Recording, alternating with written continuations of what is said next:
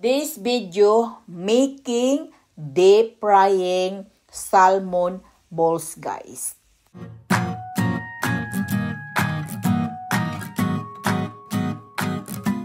Ito na guys, ang ginamit ko lang, gumamit akong salmon, gumamit akong kitchen machine, and add onion, salt and pepper and flour and 1 egg, and using the ice cream cups to make it the salmon bowl. So this is guys deep frying in medium temperature and then until it become the brown color both side. Kailangan madiskarte tayo sa buhay para tayong pamilya makakain ng masarap. Sa hindi kumakain ng isda, pwedeng gawin nito ninyo para ma-attract naman yung mga anak natin kumakain ng salmon or anong klaseng isda pwede nyong gawin ng ganito. Kailangan lang madiskarte sa buhay para makakain ng masarap na pagkain.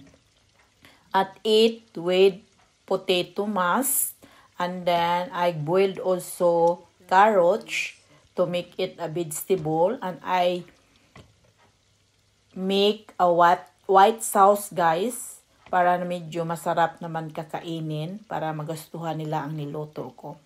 And this is it guys na guys. Ano ko lang yun para magkasya yung natin salmon ball sa frying pan. So this is for my video for today guys. Tuloy-tuloy lang ang pag-fry hanggang matapos ang pag-fry na yan guys. 2 bisis ka magluto dahil napuno ng frying pan natin. So ito na siya guys. And now, tuturn na natin sa another side yung salmon meatball guys. Ito na siya.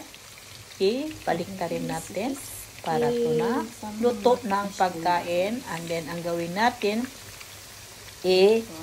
natin guys, kunin ito and then ipalagay natin sa set aside and continue to fry another one. So this is the finished product, that is salmon balls and eat with the white sauce. So this is yummy and tastes good and delicious and healthy.